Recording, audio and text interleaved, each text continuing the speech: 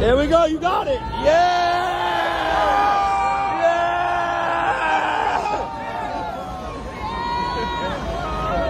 Yeah! Mike Tyson has officially traded his legend status for clown, and no, this isn't an exaggeration. If you haven't heard yet, he was caught pining with Jake Paul at Donald Trump's inauguration. Yes, *, Jake Paul, the one Tyson supposedly couldn't stand. Remember when he said, "You gonna knock him out?" I think I'm gonna hurt him, yes. Now, fans like us are left picking up the pieces of our shattered trust. For an entire year, these two strung us along with a fake rivalry, toying with our emotions like master manipulators, only to pull this ridiculous stunt. The clip of Jake Paul hoisting Tyson onto his shoulders like a gym buddy. It broke the internet, and not in a good way. And tagging him as his best friend on Instagram. Spare us. The betrayal cuts deep, and the more I think about it, the more their motives reek. Tyson and Paul have officially earned the title of scammers of the decade, leaving fans like us feeling duped and scarred for life.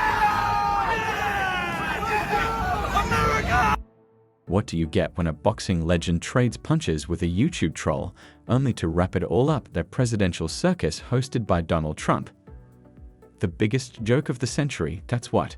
Mike Tyson, Jake Paul, and Trump in the same room feels less like breaking news and more like the punchline to a cringe-worthy joke no one asked for. And one reason only, and that is the money. He's getting paid so much money to do this. So that tells me he's getting bought. So again, it is sad that someone like Mike Tyson... Let's break down this train wreck and figure out how Tyson and Paul managed to turn the sweet science of boxing into a bad Netflix comedy.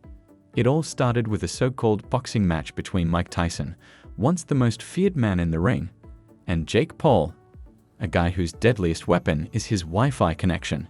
They squared off at AT&T Stadium in Dallas, a venue that's hosted real legends, only to see it transformed into a reality TV set. The result? Jake Paul, the human embodiment of a YouTube comment section, somehow walked away with a unanimous decision over Tyson, who spent more time looking bewildered than throwing punches. Totally legit, right? Jake Paul, Mike Tyson fight. Interesting. Script. How so? What do you mean by It's just script? weird. It's just... Like Mike- scripted in what way? No, I don't know. I actually really like Jake Paul. It just seems so... It's odd, bro. The timing. It's a timing. I mean, He it's fights obviously two- odd. No, he fights two no-names, beats them both. Tyson, bless his heart, came into the fight with plenty of tough talk. I think I'm gonna have to handle this situation. You gonna knock him out? I think I'm gonna hurt him, yes. I'm going to hurt this young man. Tyson declared, bold words from someone who spent the fight getting jabbed by a guy who built his career screaming into a camera about pranks. Meanwhile, Paul promised to knock out Tyson, proving once again that delusion might just be his greatest asset. The entire spectacle felt less like a boxing match and more like two middle school kids arguing in gym class. Only this time, millions of dollars were on the line. Well, X has spoken. The fight was scripted. Everyone is talking about this on X, and the script was actually leaked on X a few days. Then came the weigh-in, the pinnacle of absurdity. Paul accidentally stepped on Tyson's foot, earning a slap so weak it might as well have been choreographed by a high school drama teacher.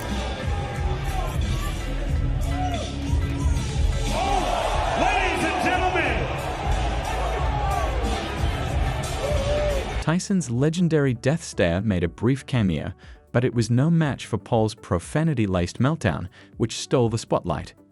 It felt like watching a toddler throw a tantrum in the middle of Target. By the time the bell rang for the actual fight, it was clear to everyone watching this wasn't about boxing. It was about who could deliver the most over-the-top performance in this three-ring circus. Angry little elf. Mike Tyson, I thought that was a cute slap, buddy, but tomorrow you're getting knocked the f*** out. I'm f***ing him up, Burial. I'm f***ing him up. He hits like a It's personal now. It's personal now. He must die. But wait, it gets worse. After this so-called epic battle, where do these supposed mortal enemies go? To Trump's inauguration party, of course, because nothing says credible athlete like schmoozing at a political rally-turned-frat party. Tyson and Paul were spotted laughing, clinking glasses, and posing for Instagram like long-lost besties. The highlight? A photo of Jake Paul hoisting Tyson onto his shoulders like a victorious gladiator. With Tyson's fist raised, he looked less like a heavyweight champion and more like a dad embarrassing himself at a family barbecue. Naturally, Paul, ever hungry for clout, captioned the photo best friends and tagged Tyson. A scripted fight magically turns into a bromance. Sure, nothing screams brutal rivalry like playing frat bros at a DC shindig. It's almost impressive how quickly they went from "I hate you" to "let's hang out."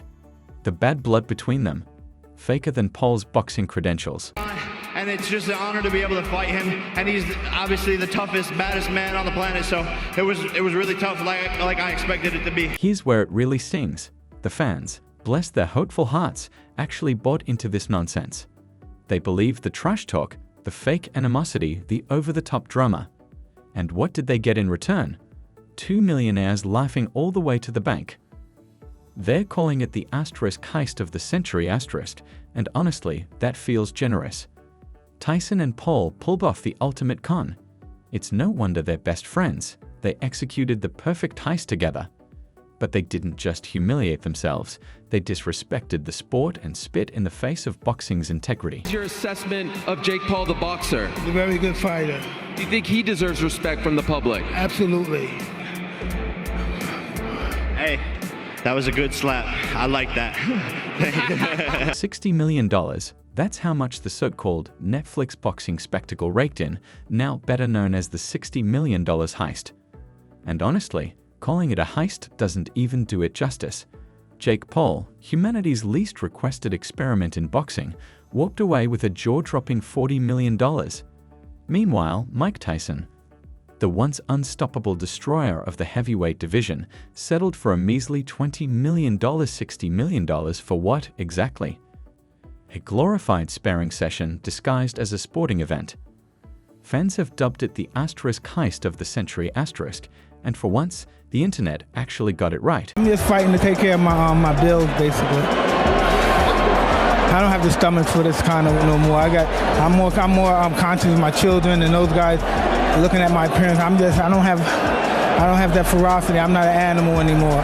Does that mean we won't see you fighting? Tyson and Paul didn't just sell tickets, they sold a dream. Tyson's larger-than-life reputation and Paul's talent for stirring up the internet created a marketing Frankenstein capable of selling ice to a polar bear.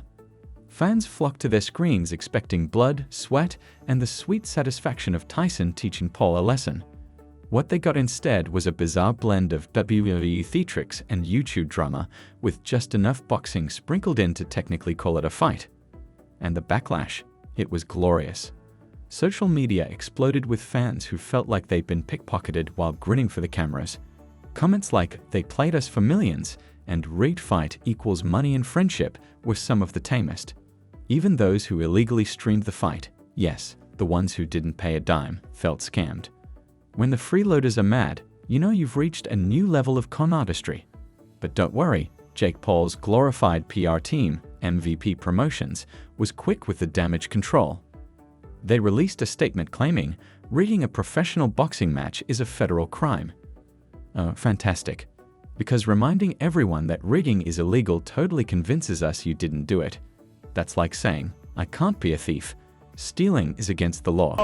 Mike Tyson, it's such an honor. Let's give it up for Mike, bro. He's a legend. He's the greatest to ever do it. And if you thought Jake Paul was going to take his ill-gotten millions and quietly fade into obscurity, think again. The guy is already plotting his next circus act. He's got a shopping list of opponents that reads like a combat sports hall of fame: Floyd Mayweather Jr., Ryan Garcia, and even UFC powerhouse Alex Pereira. Yes, you heard that right. The guy who just spent 12 rounds dodging punches from a 57-year-old thinks he's ready for the big leagues. Honestly, the audacity is impressive. Someone give this man a trophy for asterisk most delusional athlete of the decade. Different thing, man. It's a different thing with that guy. Well, it's like Matt always says, play to your strengths. Yeah, no but you doubt. know, you got to take that payday. I mean, what did he make out of that fight? He probably made $10 million or something. Yeah. And Jake Paul's very smart, man. Like he gets guys that he's bigger than, the only younger time than. he fought another boxer his size was He Tom lost. Fury, and he lost. Tom Fury? Good fight. Tommy Fury. Very Tommy good Fury. fight. Very good fight. You know, I think he's like any other young up-and-coming boxer. It's just everybody dismisses him because he's a youth. But let's not overlook the sheer comedic genius of Paul's antics. This is the same guy who turned stepping on Tyson's foot into a viral moment, the same guy who slapped a boxing legend as if he were auditioning for a soap opera. Maybe next, he'll challenge a bear to a fight or take on a squirrel in a backyard showdown. Jake Paul doesn't do boxing, he does performance art. It's a circus, and we're all guilty of buying tickets to the freak show.